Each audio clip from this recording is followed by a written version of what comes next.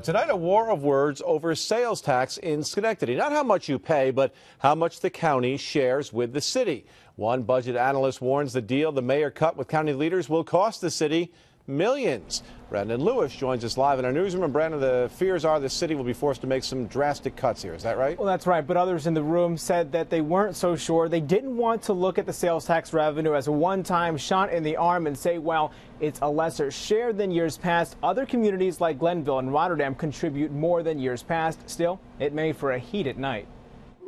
Nothing seems to get more people at council meetings than talk of taxes. In this case, it's an agreement by the mayor for the city to get $11.7 million a year in county sales tax revenue. But ahead of the vote, the city's budget analyst told the council the city deserved more.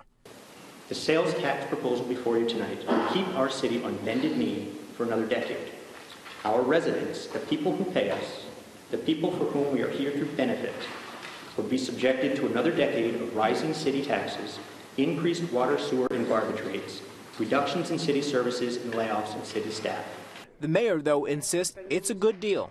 There's other people who've done other analysis, and I believe his fact pattern is overly simplistic and makes assumptions in a very narrow, positive manner.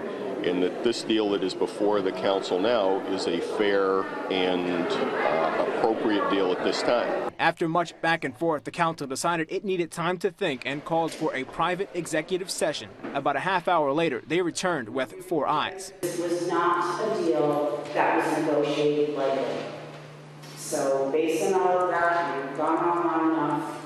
I'm voting yes. While that was enough to get the majority and pass the vote, the opposition made their voice heard. This is unbelievable to me. That's all I can say about it. It's very disturbing. We subsidize a lot of county stuff in the city of Schenectady. The city taxpayers are subsidizing a lot. The money belongs in our pocket. It belongs in the city's revenue line, not the county's.